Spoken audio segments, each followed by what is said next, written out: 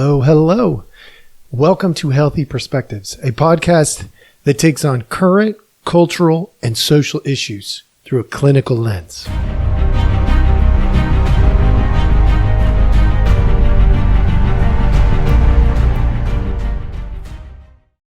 Hello. Welcome back. Thank you so much for joining us. Today, I'm going to give you a little heads up.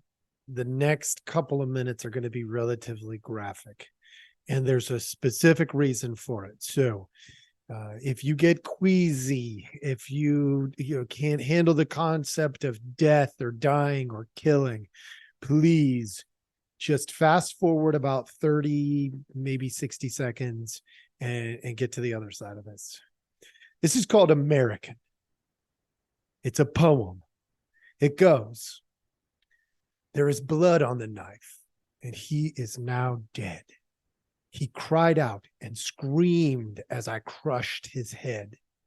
It may sound gory and painful to some, and he does all of this to be a bum. So there he is, right over there, with hardly any clothes to wear. The soldier who fought and killed for our home. The soldier who protected our life with his own. That is the one right there on the corner. He came home from war and has no order. He has no money and no house anymore. While he was gone, his family became poor. They sold his house and moved out of the state and didn't even tell him they weren't going to wait. They sent him to a mental home thinking he was ill. What they found was that he hated to kill. He doesn't even care about his life anymore, and he's beginning to think that his wife is a whore. If not for his kids, he would have no hope. But as it is, he'll just moan and mope. The pain he feels is very real. It hurts from his head to his chest to his heel. If he could turn back the hands of time, he wouldn't change a thing. Where he knows the truth the world has beyond the borders. The reality of death, cruelty, and public prisons where the streets are littered with starvation and disease." I want that to sink in for a moment. I want you to let that sink in for just a moment. And you might think, well, what the heck, Jeremiah? That's so dark, so twisted. But I'm going to take you back. Now, you know me as Healthy Perspectives. That's how you know me. Some of you who listen to this, I know you know me on a much more personal level. But I'm going to turn back the clock for a moment. I'm going to take you to the beginning when this poem was created. This is a poem you have never heard before. How do I know that? Because I wrote it. I was either 17 or 18. I was in 29 Palms, California. I went from basic to combat training. So this would have been probably August, September, something like that, of 1996. I wrote that poem. I was a brand new Marine. And I was not sure why I was writing it, to be honest. I was processing, I think, looking back, that I now was a defender of you, the listener. I was trained with an M16. I knew how to throw grenades. I had been trained on the saw, the 240, been trained with many other things that are weapons of war, things that take lives, hand-to-hand combat. I knew how to repel. And I wrote this poem. I wrote this poem when I was in 29 Palms, California, when I was barely old enough to understand what it was that I was writing. But I'm going to flip this for you and give you some optimism. If I, a relatively ordinary guy, could write this with understanding at 17, maybe just turned 18, because I was there between like June and August, I think that's what I said, maybe September or something like that. I was doing my communications training. And when I was there is when I wrote this. And I had a birthday in there where I turned 18. I was 17 to 18 years old. And if I can understand this, how much do you underestimate our youth? My guess is you underestimate them a lot. You might be like, oh, Jeremiah, that's unique. You had a unique, of course I did. And so does every other youth on the planet. Every experience we have leads to our uniqueness. And for me, I got to understand this at a very early age. I know not every teenager is going to understand this. And in part, it's because you're not meeting your responsibility. Teach them. Teach them. If I can learn this at 17, it's because there were circumstances and caring people around me who were teaching me, which is my reality. Why am I telling you all of this right now? Because what's going on in Israel, Gaza, Hamas, I want to point to something, and I want to be abundantly flipping clear on this, which is why I'm speaking so deliberately to you in hopes that maybe you will open your ears and hear. And if you hear the message, please help others hear the message. Maybe that's you sharing something from your life. Maybe that's you forwarding my podcast. I don't really care. But if you hear the message, share it. At 17 years old, I knew the responsibility of killing was on me. And I knew that it was not something that was a desired behavior. To kill out of desire means somebody has a lack of control. To kill out of necessity is different. And not one killing, not one murder should be celebrated. None of them. Matter of fact, I'll take you back. World War II. You could go look this up.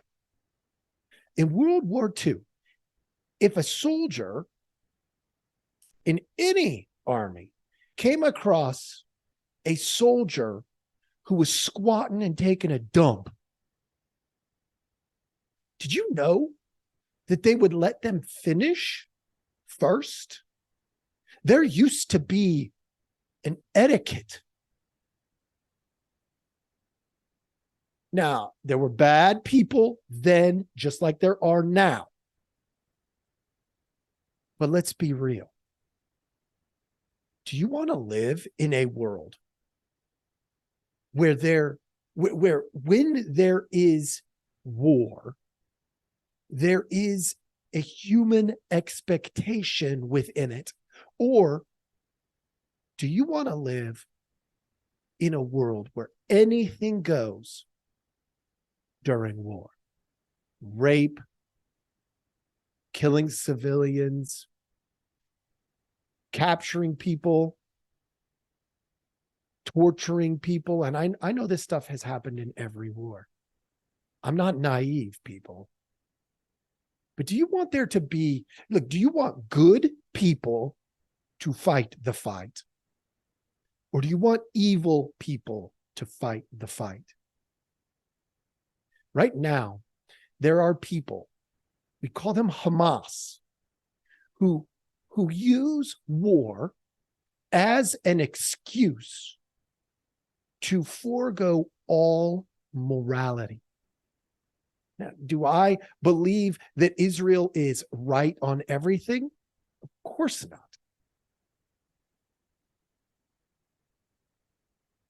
There's a difference between the humanity of war and the evil of war.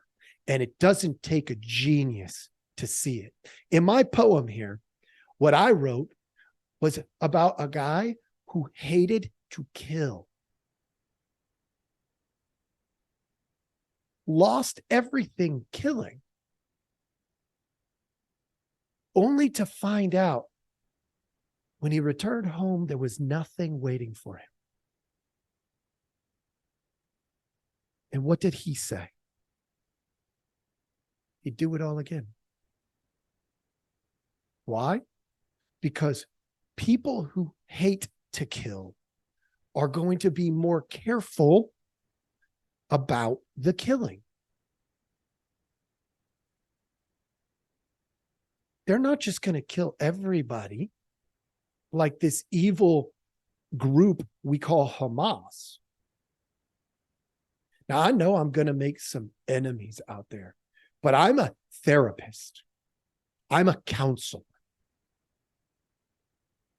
And as a counselor, everything should be done with intentionality. Sticking a baby in an oven, that's not wartime activity. Raping people, it's not wartime. I don't care if it's Israel doing it, if it's Hamas doing it, if it's the United States or Germany or Russia or Ukraine or France. I don't care. Anybody who does that garbage is evil. So when you look at the landscape out there, it's my hope that you will remember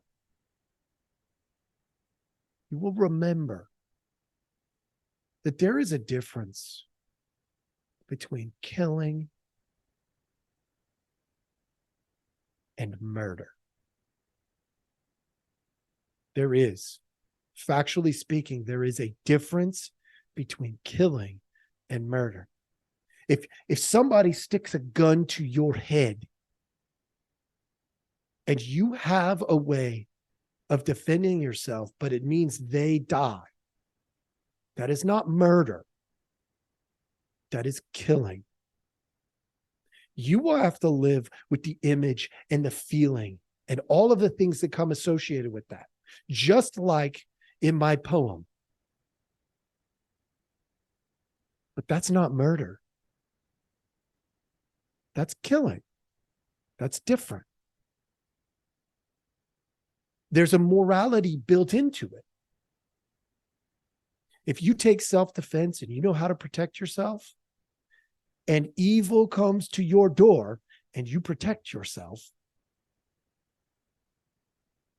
there's nothing wrong with that. That's what we call in the clinical world a boundary. It's a boundary. You are protecting yourself. Now, is that an excuse to do immoral behavior and kill and pretend, or murder and pretend it's killing? Absolutely not. Is there a fine line between the two? Absolutely there is. Most of the time, the vast majority of the time, it's not hard to tell the difference. I know this might have felt a little bit dark for you today, but with the way that the world is going, I wanted to clarify this. And I couldn't think of a better way to do it than to help you see that at 17, maybe just turned 18, I was able to figure it out. If you're much older than that, you know. And I wanted to encourage you. Why? Because our 17-year-olds, our 18-year-olds, our 19-year-olds are capable of understanding this. If you listening, step up and meet your responsibility. Thank you so much for joining us. I hope this was helpful. Please like, subscribe, all that kind of stuff, and have a great day.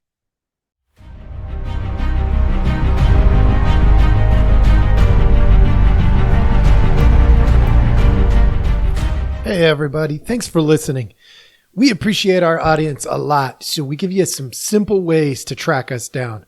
Please like, subscribe, and follow all the podcasts on different platforms, but you can also email us at healthyperspectives@protonmail.com, or you can check out our website at healthy-perspectives.com/podcast. It's a backward slash. So if you want to go to our landing page, if you go to healthy-perspectives.com, you'll still find us. You just got to click on the podcast button. Thank you so much.